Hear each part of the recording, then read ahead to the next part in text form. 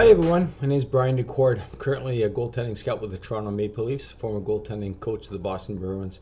And I own a company here called Stop It Goaltending. We're based out of Massachusetts. We train somewhere around 1,000 goalies a year, and we do private lessons in 6 different locations. So I'm really excited to be here with you today. I've never done a virtual coaching summit. Hopefully this presentation will add some value, and really appreciative of having the opportunity and thankful for you to take the time to listen to a little goalie talk. So we'll get right into it. A little bit about my background, along with doing the scouting and the coaching thing here in North America. I also had the opportunity to play in Switzerland in the Swiss National A League, as well as coach in Mannheim in the DEL. I grew up in Canada, played my junior hockey there, and played here in the States at Merrimack College. So I've been really fortunate to have a lot of different experiences in goaltending, playing in different countries and different parts of the world, as well as coaching and interacting with so many great people. What I want to do to start this off is give you a little glimpse inside of Stop It and show you a quick clip from a camp that we run called the GCG Prospects event.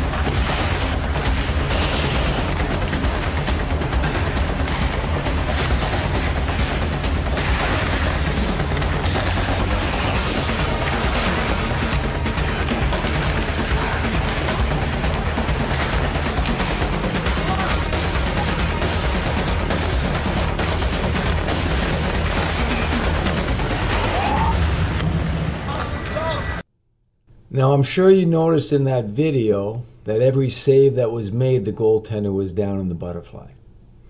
Now, we all talk about the 10,000 hour rule and the amount of reps and the amount of time that it takes for an elite athlete to hone their craft.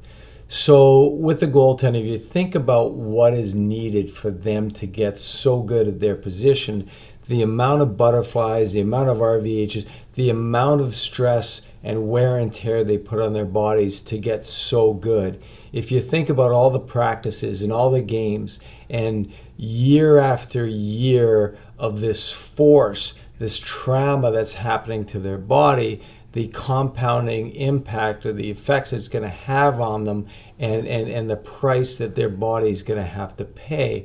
So what we've got to do as coaches, we've got to look at this, and then we've got to decide, how are we going to help? What are we going to do about it? And the interesting thing is, this isn't an issue that's just come up. It's not something that's recent. This has been going on for a while. And what I want to do right now is I want to share with you a podcast by Thomas Magnusson, and he is the head of goaltending development in Sweden. And I want to share with you this podcast because this is a while ago, and I think he does a really good job putting it into perspective and talking a little bit about where we're at and what coaches have to do. And then I'm going to expand a little bit about where I've been in the soapbox that I've been on, and we'll talk about a few of those ideas when we come back. The answer was definitely, we have a problem. And the interesting thing here was that he didn't only look at time loss.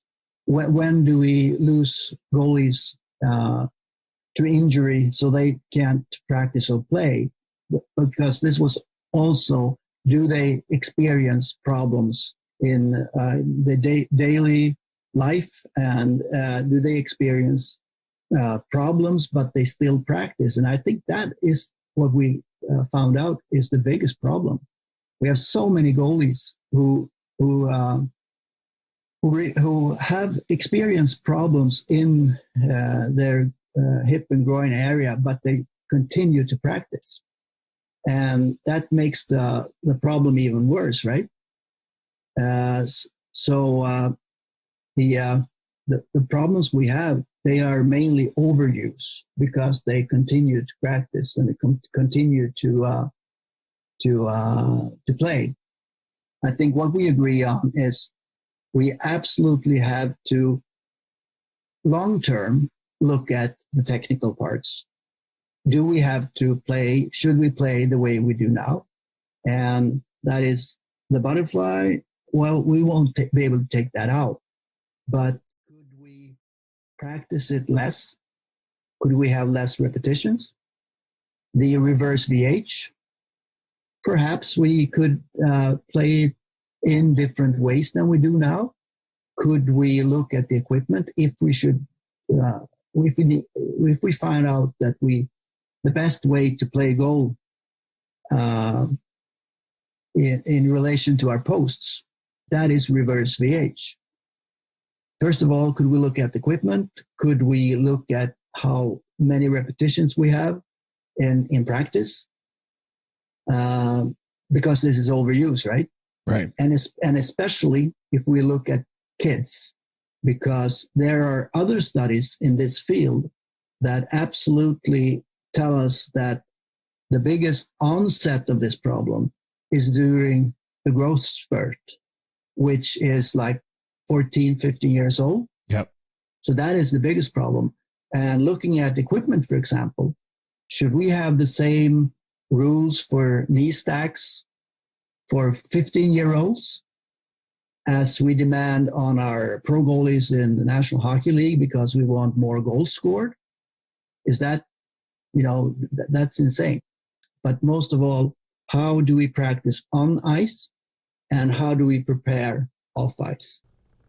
So hockey's not the only sport that has to deal with overuse injuries. Probably the easiest one to look at would be baseball and pitchers. If you watch a Major League Baseball game, they're always talking about how close the pitcher is getting to his pitch count. And AU baseball, how many pitches a pitcher can pitch and how many times he can pitch during the week. If you're talking about basketball, it's always about load management and how often a player's playing, and if they rest him, how long he can last during the season without injuries, and if they can maybe not play him as much, if they can get a few more years out of his career, so on and so forth. And I think as coaches, we really have to look at goaltending and how can we help that along. And if it comes to game time, there's really nothing we can do to help the goaltenders in a game situation because they're going to do whatever it takes to stop the puck. So I want to talk about what to do for practice and how we as coaches can help the goaltenders keep their hips and their health so that they can be happy and healthy for a long period of time, not just on the ice, but off the ice as well, in life in general. So we're going to talk about pre-practice, during practice, and post-practice. So before practice, every team should be doing their dynamic warm-up as a team and all that kind of stuff, and we all know that. But the goalie should also have a hip activation that they should be doing. And they should have a little routine they do by themselves, or even if the whole team does a hip activation, that'd be awesome, but by themselves. So right now I'm going to show you a quick little clip. It's actually my son, Joey, who plays for the Ottawa Senators farm system in Belleville, and I got it super speeded up so it goes really quick so we can go right through it. So this is just a short little warm-up he does in conjunction with all his regular dynamic warm-up and stretch that he does before he goes on the ice. But I just wanted to show you this to give you an idea just what an activation would look like that a goaltender would do before he goes on the ice.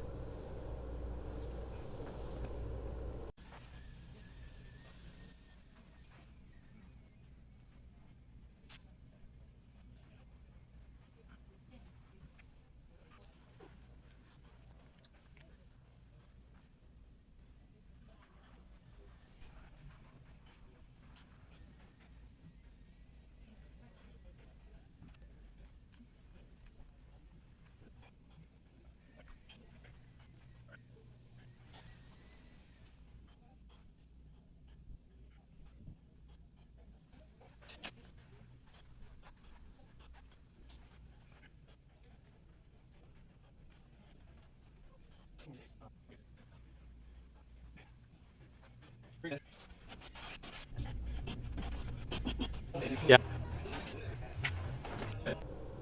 When goalies go on the ice and they're fortunate enough to have a goalie coach, maybe there's a half hour or 20 minutes before practice to get some work in with the goalie coach or get ready for practice. I would say that the higher level, most goalies use that, most goalie coaches use that to get their goalies ready for practice. And most of the time, pads don't get wet. They're just using, get the footwork going, get positioning, get their hands going, get in the flow so that they can really maximize the time in practice. They know darn well they're going to do at least 120 butterflies during practice, so why use them up beforehand?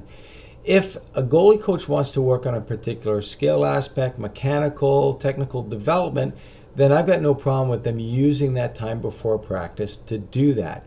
But if it's not the case, if it's just a warm-up, I see no reason to hit the ice. Just use it to get the hands and the feet going, and everything's perfect. Once it's time to start practice, I think that's the time where we as coaches, not just goalie coaches, overall coaches, have to change the stigma for the betterment of the goalies. The stigma is this: if the goalies aren't going down, they're not trying. They're not putting in the effort.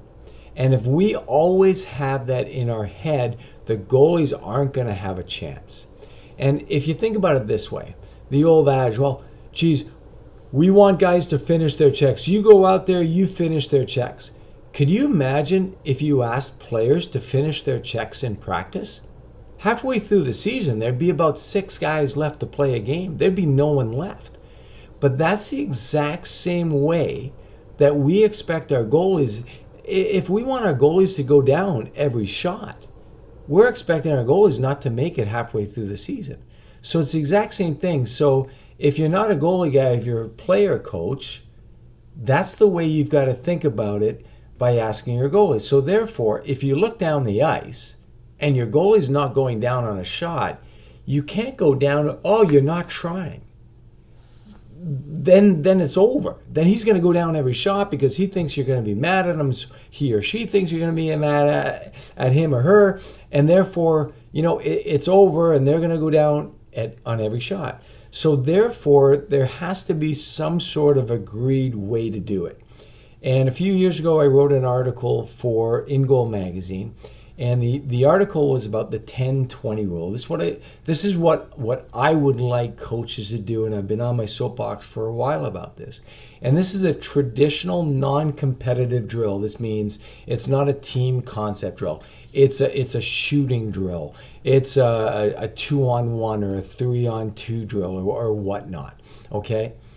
The first 10 shots of a drill, the goaltender doesn't go down. He or she doesn't leave their feet. So therefore, the goaltender is working on the skating, the address of the play, the recoil, the drift, and the read. So they're reading the play, reading the release, and they're trying to make the save without going down. And they do this for the first 10 shots of the drill. After the first 10 shots, then it's all out, do everything you can. You're going down to make the save. After the next 10 shots, it's back on your feet, not going down. So think about it this way. When you have overuse injuries, it typically happens, it gets worse when the body fatigues. So in a drill, the longer the drill goes, the more the goalie's going down, the more susceptible they are to injury. So within a given drill, the longer that drill goes and the more up and down the goalie is, depending on if their posture, let's say their posture isn't good to begin with, how that femur is sitting in the joint, how the ball and socket is interacting, if that's not in a good